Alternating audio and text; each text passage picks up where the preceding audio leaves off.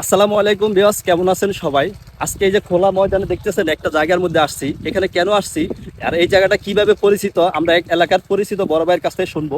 তার কাছে আমরা চলে যাচ্ছি। আসসালামু আলাইকুম ভাই। ওয়ালাইকুম আসসালাম। আচ্ছা, এই জায়গাটার মধ্যে কি ছিল, কি নামে এত ভাইরাল ছিল, এই জায়গাটার মধ্যে মানুষ কেন এত আসতো, একটু অডিয়েন্সের মাধ্যমে কিছু বলেন। আসলে এখন তো কোনো মানুষ নাই। এটা একসময় এটা হচ্ছে সিন্দুরিয়া এলাকা।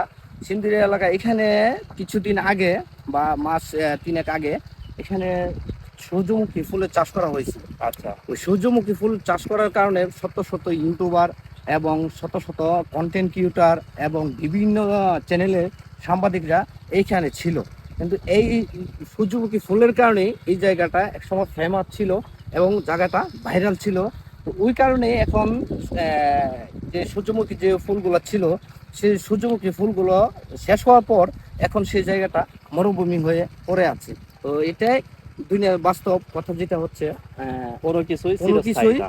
চিরস্থায়ী থাকে না। এক সময় ফুল ছিল, শত শত মানুষ ছিল এখানে, কন্টেন্ট ক্রিয়েটর ছিল এবং বিভিন্ন চ্যানেলের সাংবাদিকরা ছিল।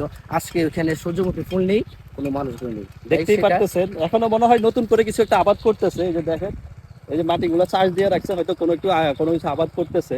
ওদিক দিয়ে কিছু কিছু দেখতেছে সূর্যমুখী গাছ কিছু একটা কয়েকটা লাগাই রাখছে। ওদিকে আমরা যাবো ভিডিওটার জন্য। তো ভিডিওটা কেমন লাগছে অবশ্যই জানাবেন।